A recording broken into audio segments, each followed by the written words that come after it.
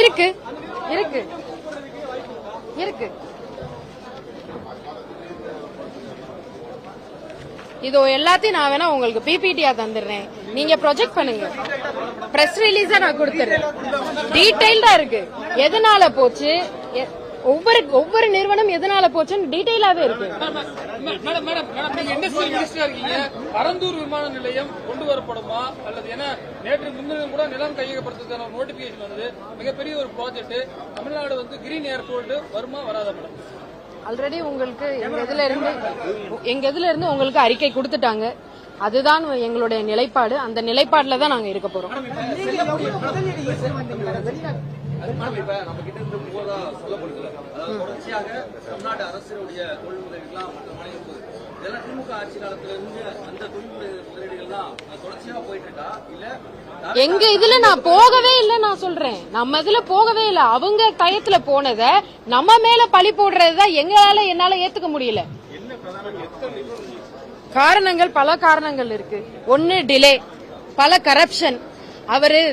அவர் கூட ஒரு acting minister ஒருத்தவர் இருந்தார், அவருடைய தம்பி.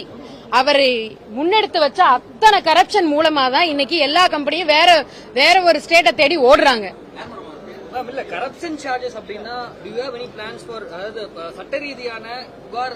அதுக்காக தான் 21 days அப்ரூவல் சிஸ்டம் நாங்க கொண்டு வர போறோம். அந்த ஒரு நீங்க கரப்ஷன் சார்ஜ் இருக்கு, இத்தனை புகார்கள் இருக்கு, லஞ்சம் வாங்கியிருக்காங்க அப்படின்னா அவர்கள் மீது எஃப்ஐஆர் நடவடிக்கையோ இல்ல டிபிஎஸ்சி கேஸ் பண்றதுக்கான சாத்தியம் இருக்கு. அதுக்கான நடவடிக்கைகள் நாங்க கண்டிப்பா எடுப்போம். ஆனா நீங்க ஒரு என்வாயன்மெண்டல் கிளியரன்ஸ் வாங்கணும் கூட, அதுக்கு கூட நீங்க காசு கட்டுற நிலைமை தான் இன்னைக்கு இருந்தது. அதையெல்லாம் ஒழிக்கணும்னு சொல்லி தான் 21 days அப்ரூவல் நாங்க கொண்டு வர போறோம்.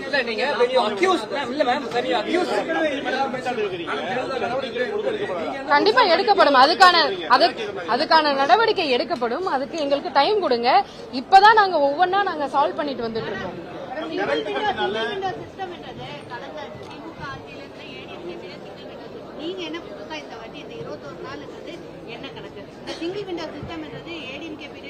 ஆனா அது யாரும் ஒர்க் பண்ணலங்க இன்னமும். அது அந்த டயத்துல இருந்து பேப்பர் ஒர்க் மட்டும்தான் இன்னமும் நடந்துகிட்டு இருக்கு.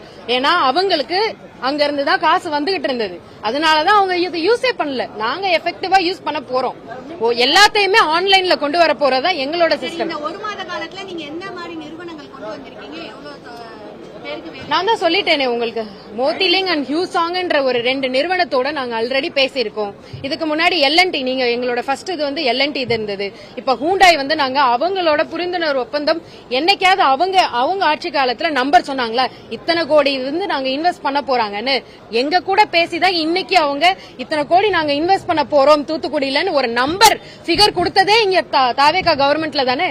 மேடம், இப்ப பேசும்போது சிஎஸ் தலைமையில நீங்க ஒரு கமிட்டி போட்டிருக்கீங்க.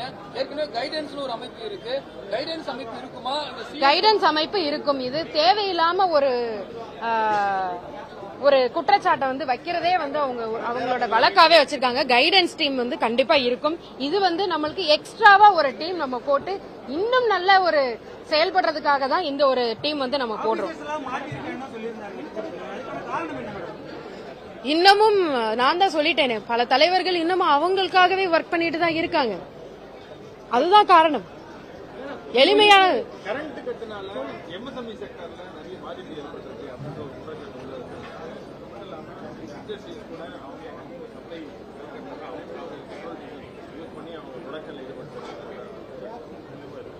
அதுக்கான நடவடிக்கை எடுத்துட்டு இருக்காங்க. கண்டிப்பா அதுக்கான சொல்யூஷன் கிடைக்கும். ஒரு ஆளா கேளுங்க. நிறுவனங்கள் திமுக ஆட்சி காலத்திலே போயிருக்குன்னு நீங்க போயிருக்குங்க. ஆதாரத்தோட ப்ரூவ் பண்ணும்போது ஆதாரம் இல்லாத இருக்கவங்கள நீங்க நம்புறீங்க, ஆதாரத்தோட இருக்கிறவங்கள நீங்க நம்ப மாட்டீங்களே. அதுக்கான இது எல்லாமே அதுக்கான என்ன ப்ரூஃப் இருக்குன்னா அவங்ககிட்ட நீங்க ப்ரூஃப் கேட்க மாட்டீங்க. இருங்க, 25 கவர்மெண்ட் இல்ல அவங்க ஆமா அந்த ரீலே போதுமேங்க. அதுக்கு பதில் ரீலே போதுமேங்க. இங்க இருந்து போன நிறுவனங்கள்கிட்ட பேசுனதா ஒரு செய்தி குறிப்பும் இன்னும் வரல. நீங்க என்ன நிறுவனத்தை பேசுறீங்க? ஒரு 4 நிறுவனம் சொல்லுங்க. இங்க இருந்து போன நான் தான் சொல்லிட்டேனே கண்டிப்பா வரும்.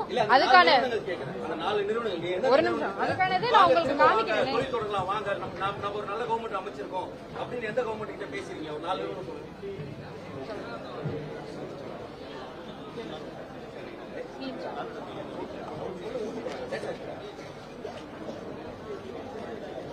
ராயல் என்ஃபீல்ட் அவர்கிட்ட நீங்க கொஞ்சம் போன் பண்ணி பேசுறீங்களா? இல்ல நான் சொல்றது இதுதான். நாங்க ஏதோ யார்கிட்டயுமே பேசாத மாதிரியும் நீங்க கேக்குற கேள்விகள் வந்து அதாவது ஆதாரம் இல்லாத இருக்கவங்கள்ட்ட நீங்க கேள்வி கேட்க மாட்டீங்க. ஆதாரத்தோட பேசுறவங்க கிட்ட நீங்க கேள்வி கேட்கறத என்னால ஏத்துக்க முடியல. நான் தான் சொல்லிட்டேனே ராயல் என்ஃபீல்டு கிட்ட நாங்க பேசணும்னு சொல்லிட்டு. இதுக்கு மேல உங்களுக்கு எங்களோட இன்டென்ஷன் என்னன்னா நீங்க பதில் சொல்ல வந்திருக்கீங்க, நீங்க பதில் சொல்லணும் தான் எனக்கு கேள்வி கேட்டு உங்களை ஹராஸ் பண்ணணும் கிடையாது. மெசகான் டாக் கிட்ட நம்ம பேசியிருக்கோம், ராயல் என்ஃபீல்டு கிட்ட பேசியிருக்கோம். வேற என்ன வேணும் உங்களுக்கு? மெசகான் டாக் பத்தி நீங்க கேட்கவே இல்லையா? அதுவும் தானே பெரிய லெவல்ல போய்கிட்டே இருக்குன்னு சொல்லிட்டு. செப்டம்பர் 19ஆம் தேதி டிஎம்கே கவர்மெண்ட் தான் இருந்திருக்கு. 2025 MDL plus Cochin shipyard signed MOU with Tamil Nadu. November 2025 DMK government MDL publicly announced Thuthukudi on its earnings call. December 7, 2025 HD Hyundai signs an exclusive agreement with TN. December 26, 19 days after Hyundai deal, SPDS guidelines notified by the center. January 2026, 38 days after Hyundai deal, N-Ship TN SPV formally incorporated. Early 2026, feeling they felt sideline. அதுதான் நான் சொல்லிட்டேங்க, Royal என்ஃபீல்டுன்னு சொல்லிட்டேன். இதுக்கப்புறம் madam Royal Enfield வந்து ஏற்கனவே MOU அடுத்த மாநிலத்துக்கிட்ட sign பண்ணாங்க. இல்ல நான் தான் சொன்னேனே, அதுக்கு ஆன்சரா தான் நான் கொடுத்துட்டேனே உங்களுக்கு.